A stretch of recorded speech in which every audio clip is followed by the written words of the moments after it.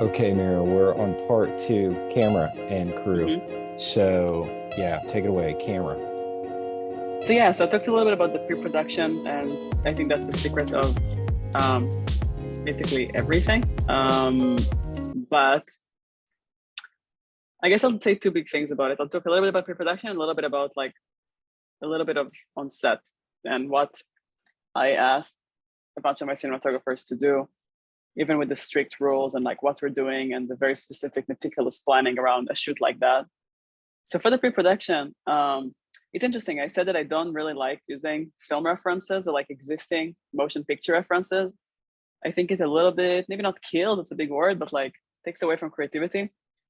And the reason I came to it, to be honest with you, was out of a necessity first, because actually I didn't watch much films before before my master's in directing, which is I would say pretty rare for the people in my position to get to this point with the kind of basing themselves, in the past about with theater work and books.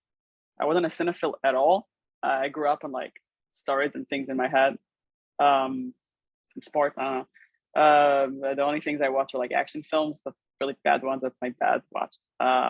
No, was not supposed to watch them at age 12. It doesn't matter right now. So Yeah, I get you it. know, I I totally get didn't it. have the background. I was like illiterate in film when I came into both CalArts, which was like a master's directing program that I went to, and then transferred to I5, also the master's directing program I went to. What Um, was the first one? CalArts, a Cal beautiful Arts. school. Uh-huh. Yeah, CalArts. Yeah. It's really like Uh-huh. this place as well. Yeah. So it kind of came from a illiterate place, but even when I watch more films, I was like, you know what? The more I watch films, there are some beautiful films out there, the less I want to go back to them as an art form to draw inspiration from. Because then you have an image in your mind, and you're very visual people, especially cinematographers. Like, I do not Yeah. want to have an image in your Yeah. mind. I want you to create it with me. I totally agree Um, with you. I'm the same way. I came kind of from books and mm. really, you have a fresh beginner's mind. If you're trying to replicate something else, you're replicating something else. So, And what are you doing with that? Like, it's not, are you trying to make something new? I think I always want to make something new, because otherwise it's already made. I don't want to make it again. So it also goes into shooting, and the cinematography is really. I said it to my cinematographer. It's like the maybe the most crucial relationship both before and on set, because they are. It's a visual form, and I kept telling cinematographers, I was like, basically, you're my eyes. You're my eyes into the process. You're the ones at the end of the day that make the visual happen. It's such a crucial role it's on set and the crucial. head of set. It's Not to crucial. mention they're managing a team of freaking thousand of people. Like they all have to work in unison. So they both have to be like producers in a way to their own crew, crafting those things, and at the same like an orchestrator, like a conductor, but at the same time also be the eye that I don't have if I'm not shooting myself, to how the film is going to look and feel like. Another thing I'm going to add for pre-production is, again, specifically for this film, I worked with Lauren, who's I think a craft maker of art, of light art. And I knew that I really need her skills there, because I have no idea how to And do you're that. talking about the cinematographer still, right, Lauren? Cinematographer, yeah, Okay. Yeah. yeah, which is of course she has her own gaffers and and the technicians and everyone, best boys and all of that. But she has to kind of lead them with direction, of course, and the vision. It has to be translated for my vision. My vision was an oil painting, which I think some of it came across. So she did a really good job in that.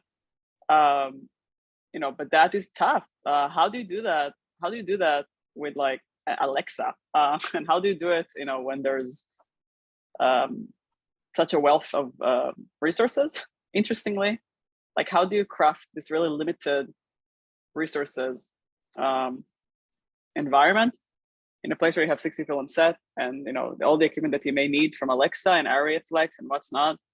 So I think she went to a direction of I really wanted to work with single source of light, and she took it the extra mile. Like she just really was almost always had one single source of light with barely any back. And I was like, Lauren, I already telling you in advance, I don't care if some things are getting in and out of light.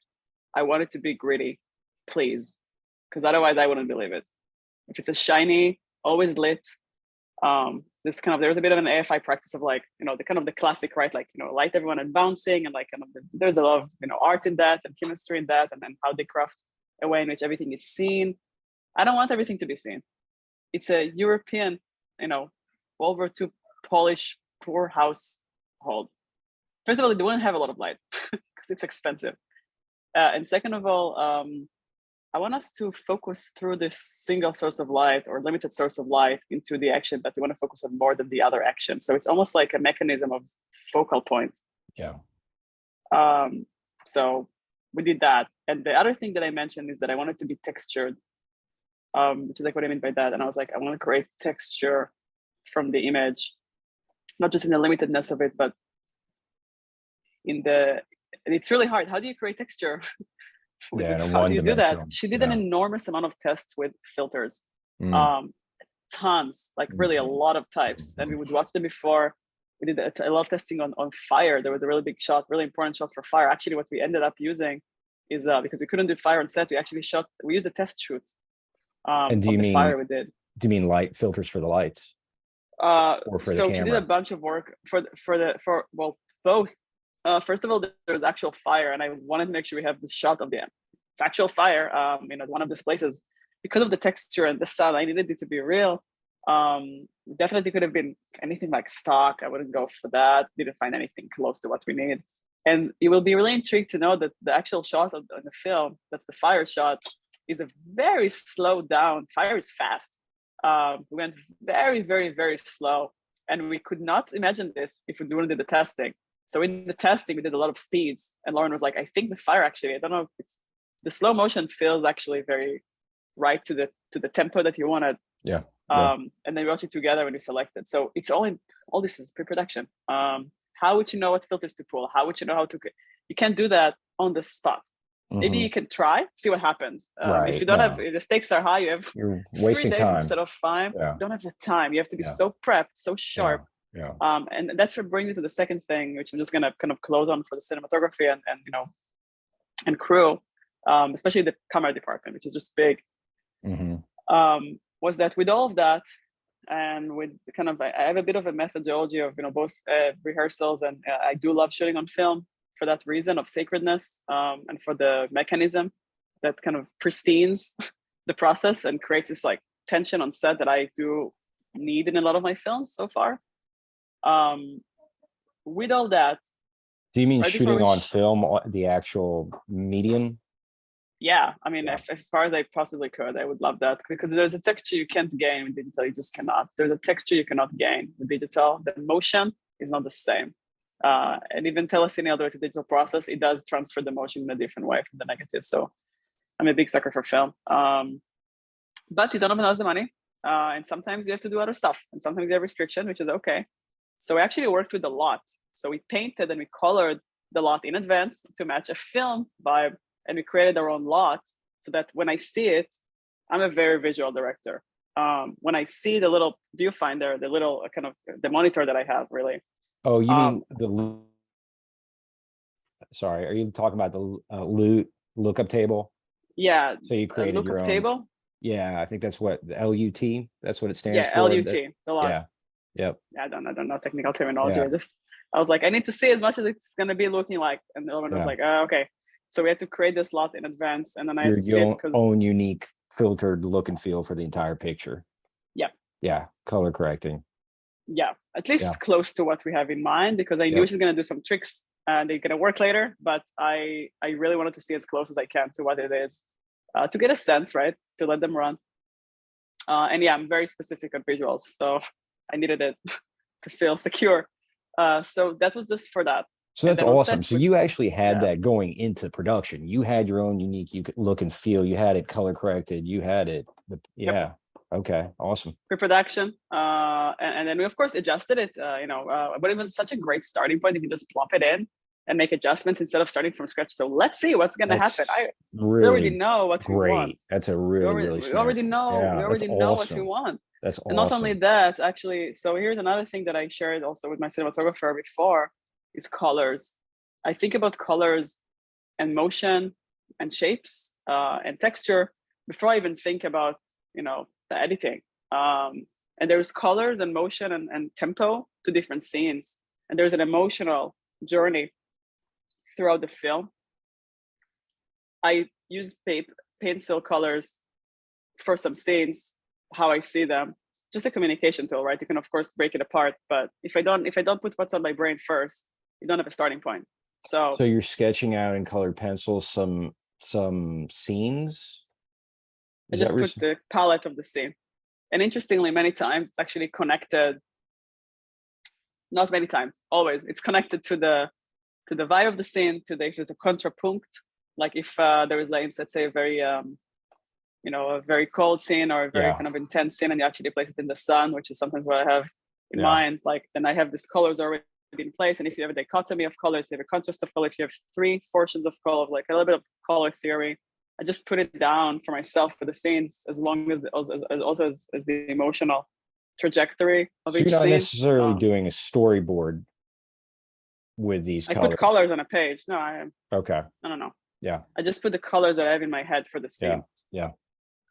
And my storyboard exists, but before I even go there, I have the emotional motion of each scene. And what I mean by that, I have shapes. I think in shapes. So if it's like, if there's like a crescendo and there is like a sharpness up there, or there's like a crescendo and a slow up there, and then it goes down, or then it goes kind of becomes stagnated. I have to craft it for myself so that I have it in my mind when I start working with the actors and like controlling the scene. And sometimes it changes the writing. That's why I think it's really wonderful to be a writer director, because you don't have this extra layer. In some ways, it's better to just direct, but in some ways, you can actually go ahead and just like start shifting things around. One informs the other, and you have the control. Yeah. So yeah, doing this with colors is just like such a great connective tissue and like a bit of a communicative. Yeah, I have some weird stuff that I do with myself, but I just have to, I think, abstract many times. So I have to put it down to communicate with my team a little bit. And sometimes people are like, oh, wow, that's so cool, interesting. And some people are like, I have no idea what this is. And I was like, that's fine. Like we're gonna figure this out together. But yeah, that's a good starting point. And again, I say so many things, but I keep coming back to pre-production. You have the time. You have more time. Start as early as you possibly can. That's my biggest tip. As early as you possibly feasibly can. Get as much time as you can with your crew so that on the shoot, you can be free to change that. Okay, so when you say crew, your crew is 60. So when you say core crew, okay, so we're talking about cinematographer, maybe AD, yeah, maybe cinematographer. I mean, designer. yeah, so designer. So there's only as much they can do on the spot, obviously. But I think the fabricator, if it's a scenic artist, if it's a painter, if it's of course a cinematographer is a really big one there, because like you can shift a lot of things. So think about it. What are the things that can shift on the fly? Actor's direction, camera, movement, lenses, shots. Like it can basically all be adjusted. Not that I want it to be adjusted. They probably have a very solid plan, as you probably heard from now. There's so much planning that goes into the shot list. There's so much planning before the shot list. There's so much planning for the texture and the filters. That it's all very well planned. And I think you need to have all of that, that when you're on the shoot, you're so comfortable, you know the essence of each of the scenes, you know exactly what you want to land on, that you can try new things. So it sounds like almost like contradicting what I'm saying, but it's actually going in the same. No, I don't think goes hand so. in hand, right? Yeah. Because you're so confident about your plan and you know it so well, so that when you actually go in the shoot, and that's something I told all my cinematographers, and I'm gonna do it even more in the future. I kind of make them promise me, even with the intensity of the shoot, if like there's a really specialized scene, if we have like no time, always they should come up to me if they have a better idea, if their gut tells them something of an angle or motion, if there's a certain area that they think of focusing on, if there is a very, very different subset of lenses or anything that they have in mind when we're shooting for a shot or for a whole scene, I'll be so mad if they wouldn't tell me that. Now, I will definitely pick it apart. It's not going to just be inserted. So they need to come up with some backing. But if they won't share this with me, I'll be so sad. 1 second. With all of the intensity of the shoot. Yeah, it's great. I reflect on my own experience as a filmmaker doing my first large production with, I don't know, we had like 20, 25 people, something, maybe 30. And I was, I didn't have a lot of the film background that I may have liked or the experience. And I had an awful relationship with my AD. It was just, it was awful. And Oof, that's a big one. it was the most brutal. That is really I can't It was brutal. this is the one person that has to have my back. Oh, it was brutal. They have to have my back Brutal. because you're like the director is the loneliest person on set. I think they're the loneliest Oh, person. If you're actually a creative yeah. like a creative Yeah. director, you You're are the lonely. loneliest and you're the Absolutely. tragic figure. Yeah, absolutely. And They hated me. everyone looks Everybody at you hated and me. everyone hates you. Oh, it was brutal. You I don't can't even, imagine. Muriel, AD is the most important role on set for a AD. director. Yes, AD. absolutely. And I finally gotten a good AD once, and I was like, oh my God, this is amazing. Because I was the AD. I was the director and the AD, and I was telling everybody what to do in Boston. And guess what happens then? You're not creative.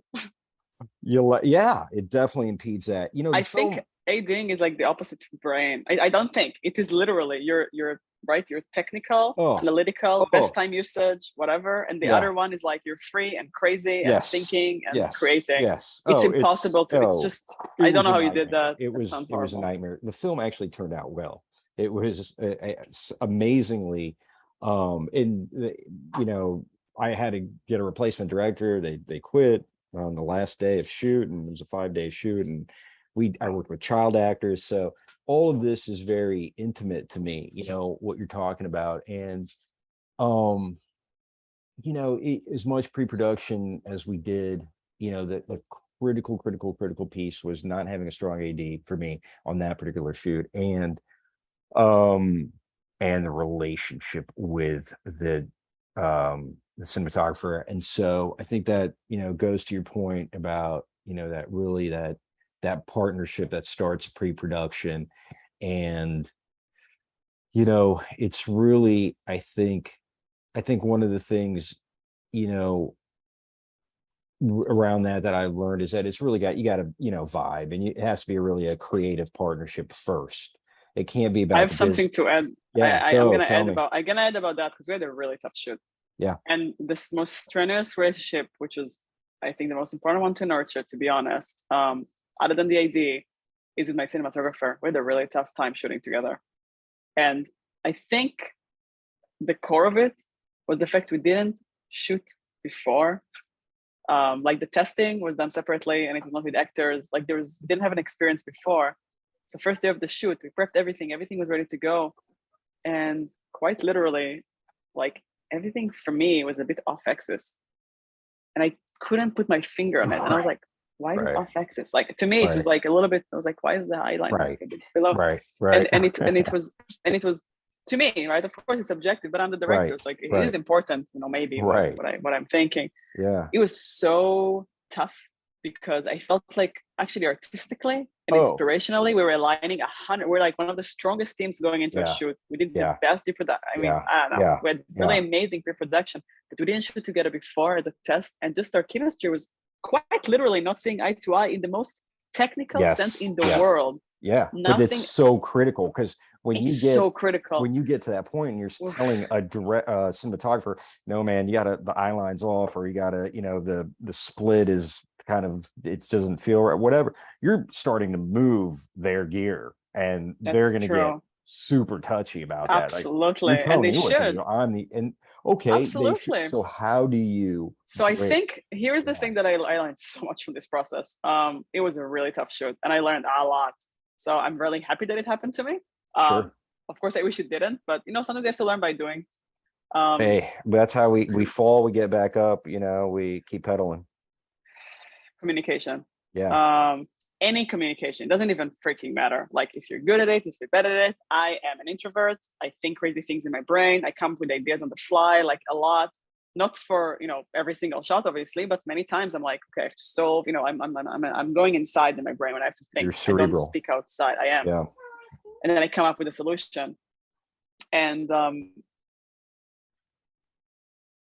I think there's a few things to it. First of all, you know, not just collaboration, communication. That's really, really, really, really, really tight. And making this connection, personal communication, ahead of time. We worked so well, so hard on everything technical, professional aspects, call everything. We didn't drink a beer. We didn't like go to dinner and chat about life. Those are important things to do. It's trust building. Close. Trust. Exactly. Yeah. Exactly. So communication for trust building and having this like personal connection, not just And we Right. had so much conversations and Right. we were spending a lot of time in Right. coffee, but it was always about work. And I think that's the portion that was actually, I can't believe I'm saying that, but like I would adjust it. I would have Right. more beers and coffees or whatever, and like, Right. chat about a goose in the field. Right. Right. So that's one thing. Yeah. Second, test your chemistry ahead of time just to make sure you see eye to eye, or like adjust. If Right. need be, ahead of time. Again, like the work with the actors, we didn't actually get on our feet and did a bunch of that ahead of time. I noticed that something was a bit different when we did like quick test shooting, like between like, with our with my producer running around in the field like a kid because we needed a body, and he's sweet. And I already kind of saw a little bit of a difference of, oh, that's not what I had in mind, or oh, that's a little different than what I thought. But I didn't think it was I didn't take it too seriously. I didn't heavy hand on that. So that was second. And the third, I'm gonna say something that sounds very contradictory to what I'm saying, but I'm very much standing behind it.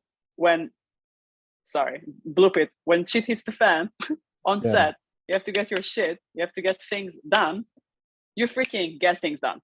Right. And I promised my cinematographer that had some really tough time shooting with some other directors before, especially the specific director she was talking about, that was kind of like handing her the shot list and like me told her everything and all this stuff. I was like, no, I'm going to involve you in every single part of the way, which I did. On the shoot itself, when you have an hour to solve half a day that you didn't shoot, 50% of material, and you think, you have to just like come up with a freaking plan. I'm saying you have to, and I'm saying myself, I have to come up with a plan of like, how do I change my script, change the blocking, change, and that's where magic happens. Like, I like that. Yeah. If you have someone that understands how you work and can actually really appreciate you for doing so, adjust, go, move, like that is super core. And understanding that, like, I use my lunchtime, my 20 minutes brain with my 80 pushing, by the way, I need to have a good idea, like shoving pasta in my plate because I wasn't eating. I was thinking how to solve this 50% into like, I change the whole blocking, we make it shoot here instead of here. I have an idea for that. You have to just communicate it so quickly. That's magic making. I mean, I love that. I love problem solving. You have to have someone with you that trusts you enough. So that you go like, hey, we have to do it. Boom, boom, boom, boom, boom. Can you do it? And they're just like, yes. And they're excited. I think that's the critical piece. Because like you're saying, you got to establish that trust beforehand. It's like, when the shit hits the fan, do you trust me to direct? Exactly. And you've got to be number two. I'm sorry, you got to get what I want. Absolutely. Absolutely. Because if you have to solve something, you can't always involve someone in every step of the way. You don't have the time. You don't have the time for the creative process. Like if I had to change a whole scene, I had to change a whole character. I wouldn't have the time to work with the actor. It's the same way. It's like it's appreciating their craft. It's appreciating the time it takes for a cognitive brain to unfold things in their brain, like. Sure. No. And we can, and by the same token, I feel like I have to say this for all cinematographers out there, to be able to be, to have to be in that position where you're the cinematographer and you're capturing the truth on set. Yeah. And then to have to say, okay, I don't see it, but I'm going to do it. That yes, you know what? I'm going to position. go for it. And I see how you solved it. I mean, it was weird because I will share a little bit. I think it's important to share those things. And I knew it came from like the best intentions, but we shot that, I had DP that jumped into the action and like did whatever I did, saw what I did. She was like, okay, let's do it. And I was like, we have to do it. Let's do it. And my idea was like, go, go, go, go, go. We had like 45 minutes for a half day of scenes. I made it all. We changed our whole plan. Basically, we kept the shot sizes. We kept a lot of the core things, but I shift the whole blocking and I shift the game of the kids to make sure I get this very essential scene. I was thinking in my brain in this 20-minute lunch. If I don't have this really crucial scene, it's an essential moment. It's a scene. It was a whole scene that we shot. A whole scene. And we had only like 45 minutes or an hour to shoot the whole scene with all the shots. And I was like, the only way we can do it is take off the freaking sticks. It takes an hour between sticks to stick. I can't do that. Take it off the sticks, be handheld, be as steady as we can. And we'll do the 7 shots we have to do for the different reactions. Because if I don't have this if I don't have this switch turning point for it's actually the scene with the kids, the game with the kids, and the first moment of realization of who is this boy. It's like it's planting the seed for the whole turmoil of the film. I cannot not have this scene, and the only time we can do it is today, and I have 45 minutes. Can we do it? And I'm like, yeah, go. So we shot it. It was very well shot. It was beautifully done. Was it perfect? No, nothing is perfect. But like, did you get the most important, one of the most Right. important, Yeah. crucial Yeah. scenes into the thing? Yeah. We have it. Yeah. Oh my God. What I got as a reaction is my DP was mad because I didn't involve them in the process of this 20-minute lunch break Right. to Yeah. solve the whole half Yeah. day of shooting. I get I'm it. sorry. I get it. I get I it. understand, but come on. I mean, you have to, not only that I have to resolve it in my brain, I have to resolve production design, I have to resolve Oh, to keep all of our shots in the book. Oh God. I have to resolve acting. I have to kind of shift the whole blocking. You I have to to do make so many sure all the things. beads are there for the entire necklace. And they didn't have time. Yeah. So like, I think that's where trust jumps into play. And the same thing I'm expecting vice versa. If I'm going to say, hey, we need to make the 7 shots happen. Can you make it happen? I will trust you. Tell me what you need to do. I will trust them to do that for me as well, right? Like, how can you make it happen? You have a creative solution. Bring it on. I won't just go. It's bi-directional. It's not just one way. Cool. Yeah, cool. I think what else? Is there anything else to say? I mean, that's a lot of stuff. A lot of yeah, stuff. I think there's a bunch of things there, but like, yeah, it's like professional connection and a lot of pre-work. That's for the technical part. For the trust part, personal connection. Yeah. Setting expectations. Like, my biggest lesson from this whole shoot was like, oh my God, set the expectations. If I am a creative weirdo that comes up with an idea and I can solve things on the spot and I come up with a really weird method and it's working, I need to say in advance, you know what? Sometimes I'll come up with weird ideas to solve things and I need to run with it. Yeah. I will challenge you. Second. Third, I actually stand a lot next to the camera. Yeah, as you should. That's what I do. I monitor in the back. Good luck. I have to be. I see. I'm actually not next to the monitor. I have to be in the room. Yeah. And that's weird for some folks. Whatever. That's how I work. So kind of like knowing yourself better. I wasn't knowing myself so well on this shoot. And communicating better. Yeah. And with all that, if you have to, when shit hits the fan, you have to go, just go. Yeah. Just go. Yeah. Money time, go. Because if you don't get your film, everyone are going to be actually much more mad at you than if you're involving them and being the kindest person in the world, make sure everyone are happy and not getting 50% of your film, and then you suck as a director. So at the end of the day, when things go bad, director will be blamed. When things go good, everyone else will be complimented. Think about it. Yeah. You have a responsibility. You're like the ship. Yeah. You're the captain. Yeah. You're the captain, and if things are working in the film, people will just think about details and like the story and like, they wouldn't necessarily be like, wow, the director, but my job is to make everyone shine and also to make sure it's all tying together in a glue. And as a director, you're like the only unified vision. The only unified vision. You're the only connective tissue between all the different parts. Right. So you have to be responsible, which means sometimes be a hard ass donkey, get your shit done. I think another thing you just stated that's super critical is make everybody shine. Absolutely. And that's so important. That's really the counterpoint to this entire discussion of, being focused on getting the job done. Absolutely. How do you make everybody shine and feel like they have a critical part in the process? And it goes back to like who you're choosing, and it goes back to when you choose them, get to know them as a person. I would say before you even choose, don't go just by craft, go by craft and character, and give them time. Like, to me, like quality time with my wardrobe designer, there's a whole different process there for wardrobe design. Oh my God, the amount of work this woman has done. She's brilliant. I found the few that I've worked with. She sued those outfits. So dedicated. Material from the 20s, from this area ridiculous. That she found through eBay, and it was a ridiculous small budget. Just a brilliant mind, and the styling and the influence and the research done. To me, that's the core. That's professional. Absolutely. And I was just like, when I'm in awe of something and I feel like they've got that, I let them go, which is so rare for me because I'm not a very trusting person. I can feel like, you know what? Now we have the kind of like all the clicks in place. Go. Run with it. Go. I'm just gonna say yes, no, next time. You just go. I trust you. Like, trust is gained. That's it. That's it. Big. Like, a film is like a little life, It is. It's a little life that you're capturing. Yep. Muriel Naim, thank you so much. It's a very rich discussion, and thank you for sharing. I love this craft. It's tough as hell, but I freaking love it. It is. It's beautiful. You get a lot of beautiful, you're creating art, putting beauty out into the world for, people to be inspired by in some way. So thank you, Muriel, for doing it. Thank you. That was fun. All right. It was fun. I'll talk to you later. Thank you again. You Have a too. great day. Bye. You Bye. too.